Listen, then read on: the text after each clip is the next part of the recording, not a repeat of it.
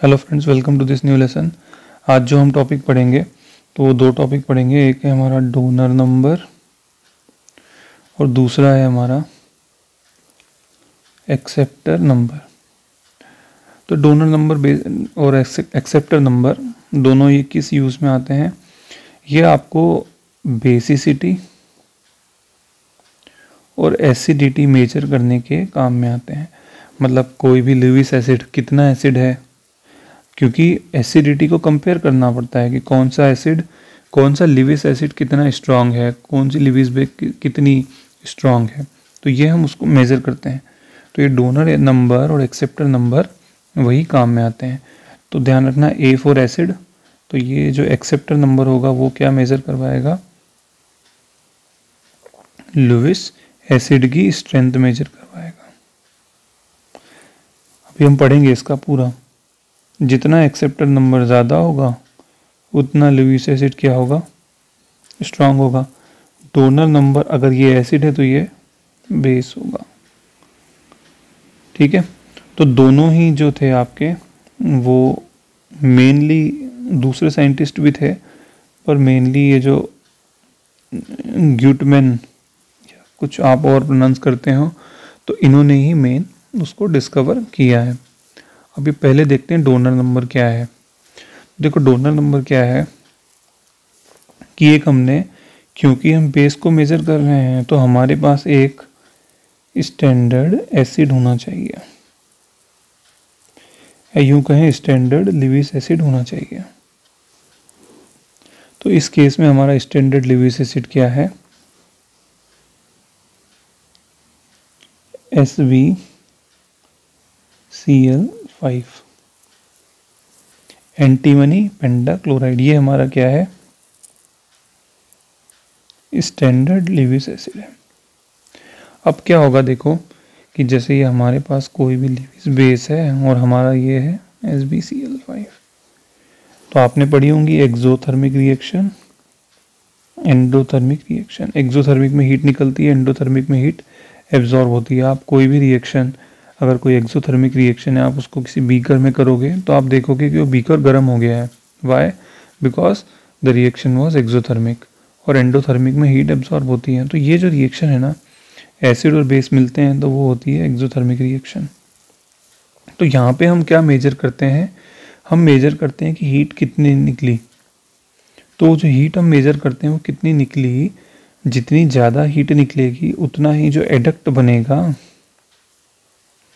वो क्या होगा? स्टेबल होगा। तो हम क्या करते हैं, वो हीट को मेजर करके ये पता लगाते हैं कि हमारा जो लिविस एसिड है, लिविस बेस है, उसकी बेसिसिटी कितनी ज़्यादा या कम है, ये हम पता करते हैं। ठीक है, तो ये हमारा है। एक बार इसको देख लेते हैं। देखो यहाँ पे donor number. In chemistry, a donor number is a quantitative measure of Lewis basicity. ठीक है, लुइस बेसिसिटी को मेजर करने का तरीका है। और इसको डिफाइन कैसे करना है? Negative enthalpy value. ये कीवर्ड्स हैं। अगर आपको कभी भी सब्जेक्टिव आंसर आएगा तो अगर आप ये वर्ड्स लिख दोगे ना, negative enthalpy value, quantitative measure, तो एग्जामिनर कई बार ये कीवर्ड्स देख के नंबर दे देता है। ये सही है कि आपको बीच में गाने नहीं लिखने हैं, लेकिन कीवर्ड ज़रूर लिखने हैं। कीवर्ड्स और डायग्राम भी पेंसिल से। तो ये सब ऐसी चीज़ें हैं जो जिससे आप एग्जामिनर के माइंड में जो है नंबर देने के लिए उसको फोर्स कर सकते हो। तो वापस आते हैं टॉपिक पे। तो quantitative measure to measure Lewis basicity defined as negative enthalpy value. ठीक है, नेगेटिव एंथैल्पी वैल्यू मतलब हीट जो निकल रही है वो, पॉजिटिव मतलब एब्जॉर्ब हो रही है वो।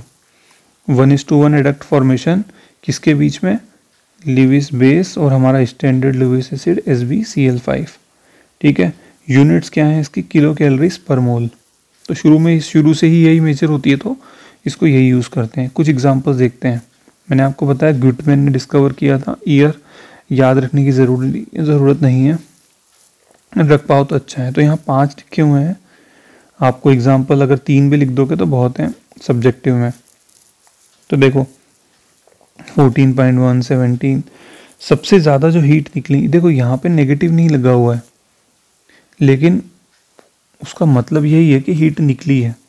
तो अगर आप ऐसे रिएक्शन लिखोगे DMSO SbCl5 और कोई भी एडक्ट बना, तो वो आप यहाँ पे लिख सकते हो delta H is equals to negative 29.8। तो यहाँ पे वो बताने के लिए यहाँ पे नेगेटिव साइन नहीं लगाते हैं, ठीक है। तो अगर आपसे कोई पूछेगा व्हाट एक्सेप्टर नंबर इसका क्या है, डोनर नंबर इसका क्या है, तो आप ये बता दोगे, ठीक है, डोनर नंबर।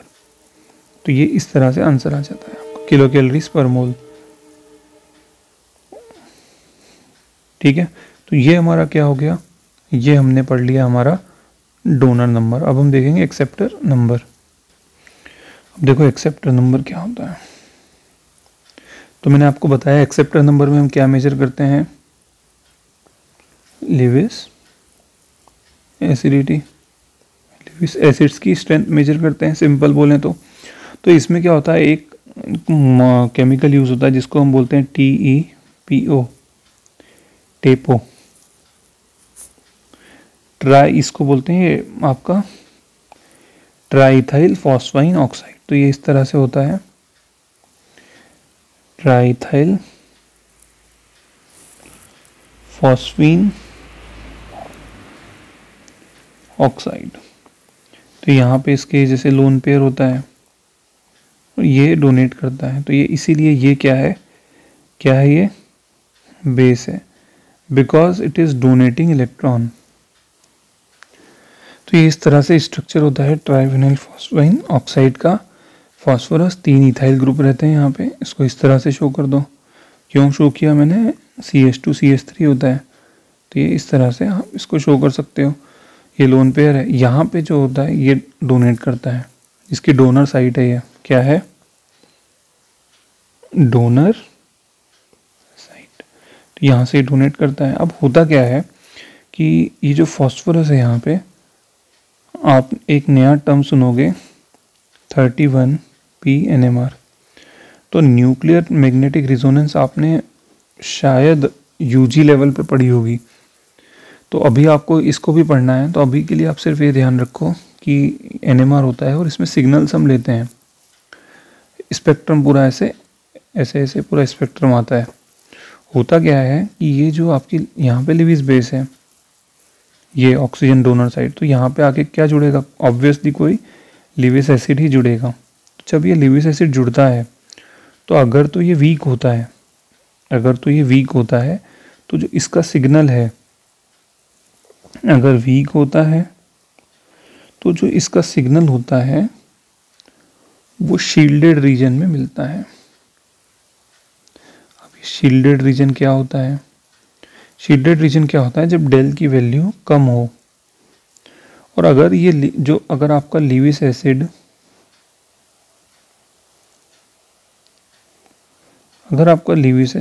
स्ट्रांग है, तो क्या होगा, तो आपका जो सिग्नल मिलेगा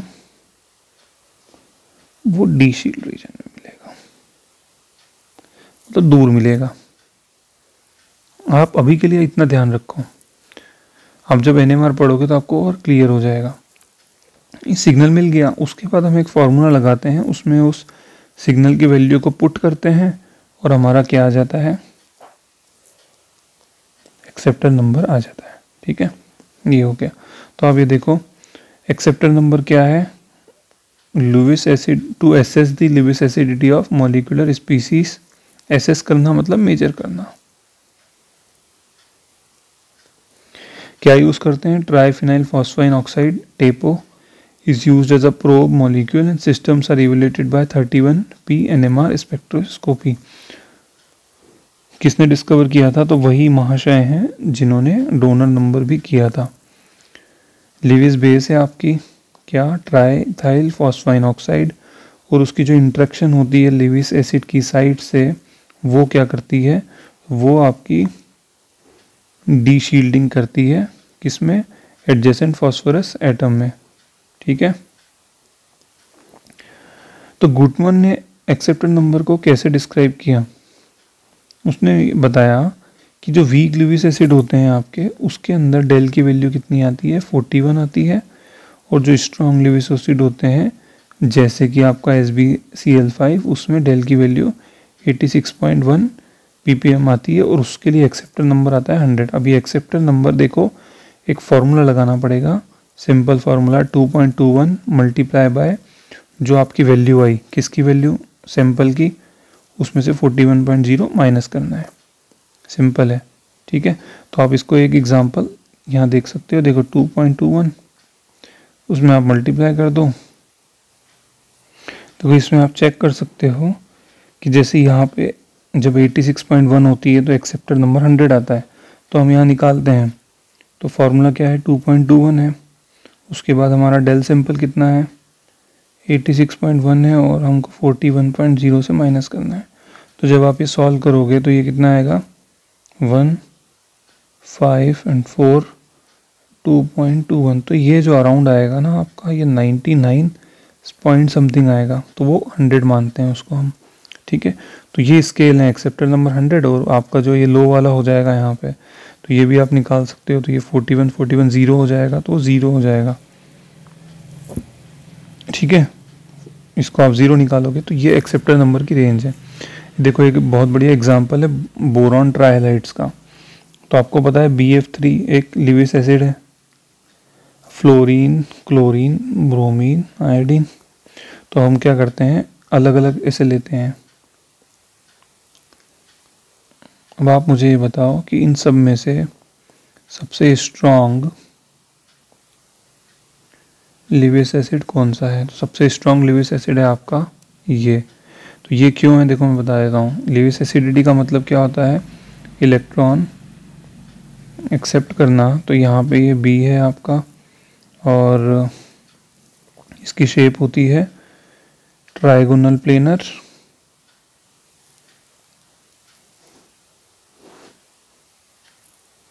अब ध्यान रखना, जब आप इसकी इलेक्ट्रॉनिक कॉन्फ़िगरेशन लिखोगे, देखो ये यहाँ पे इस sp2 हाइब्रिडाइज रहता है। जैसे यहाँ पे 1s2 2s2 2p1, फिर एक इलेक्ट्रॉन एक्साइट हो जाता है। तो अभी हम हाइब्रिडाइजेशन तो डिस्कस नहीं कर सकते, फिर भी बता देता हूँ। तो यहाँ 2s1 2px1 2py1 और ये 2pz में 0। तो ये आपके sp2 बना लेते हैं, और ये वाला जो होता है वेकेंट, ये इधर वेकेंट आ जाता है। और यहाँ पे इन तीनों में F3 लग जाते हैं। तो ये आप फ्लोरीन की भी लिखो यहाँ पे 1s2 2s2, फिर 2px2 2py2 एंड 2pz1। तो वो z1 जो होता है ना, ये 2pz1 मिल गया, ये 2pz1 मिल गया, ये 2pz1 मिल गया। अब क्या होता है, देखो जो लुईस एसिडिटी होती है, वो ये जो खाली ऑर्बिटल है ना, यही इलेक्ट्रॉन लेता है। यही पूरे परिवार का नाम खराब करता है इलेक्ट्रॉन लेके। होता क्या है कि इस क्लोरीन को लगता है बुरा। तो ये क्या होता है कि ये और ये सेम एज के होते हैं। सेम एज का होने का मतलब है इनकी साइज जो है ना वो सेम है। साइज का सेम होना क्या होता है कि ये बोलता है कि तू इससे यहाँ कहीं बाहर से इलेक्ट्रॉन मत ले, हम दे देंगे। तो ये इलेक्ट्रॉन इसको दे देते हैं। तो जब दे देते हैं तो ये इसको दे देंगे, तो ये बाहर से क्यों लेगा, तो इसकी लिविस एसिडिटी हो जाती है कम, ठीक है। अब क्या होता है कि जैसे हम इस केस में आते हैं Bi3 में, तो Bi3 में क्या होगा कि होगा सब वही, लेकिन आयोडीन की साइज़ बहुत बड़ी है। तो इसकी एज और इसकी एज में बहुत डिफरेंस है, कोई बातचीत तो होगी नहीं, तो ये इलेक्ट्रॉन लेंगे नहीं आपस में। तो इस बेचारे को बाहर से ही लेने पड़ेंगे। तो जब ये बाहर से लेगा ना, तो ये अच्छा एसिड कहलाएगा, क्योंकि एसिड तो वही होता है जो इलेक्ट्रॉन लेता है, ठीक है। तो एक्सेप्टर नंबर क्या होना चाहिए, इसका एक्सेप्टर नंबर आना चाहिए ज़्यादा और इसका एक्सेप्टर नंबर आना चाहिए कम। एक्चुअल में भी यही होता है। Bi3 का एक्सेप्टर नंबर आया 115 और BF3 का है 89। तो ये हमारा कॉन्सेप्ट था एक्सेप्टर नंबर का। डोनर नंबर देख लिया, एक्सेप्टर नंबर भी देख लिए। कीवर्ड्स को ध्यान रखो, ठीक है। तो एक इससे चार्ट भी आप बना सकते हो, फटाफट देख लेंगे हम। डोनर और हमारा acceptor number. Donor number measure करता है लिविस बेस का, ये लिविस बेस बेसिसिटी, और ये हमारा मेजर करता है एसिड्स के लिए। यहाँ पे हम यूज़ करते हैं SbCl5 और यहाँ पे हम यूज़ करते हैं हमारा टेपो, और यहाँ पे हम एनर्जी जो निकलती है नेगेटिव एंथैल्पी, और यहाँ पे हम यूज़ करते हैं 31P NMR का सिग्नल एक्सेप्टर नंबर, ठीक है। 41 जो हमारा क्या फॉर्मूला है, तो ये हमारा 2.21 multiply by del sample minus 41, ठीक है। तो इस तरह से कीवर्ड ध्यान रखने हैं, सब्जेक्टिव ऑब्जेक्टिव जहाँ भी आएगा लिख देना है। Okay, thank you so much.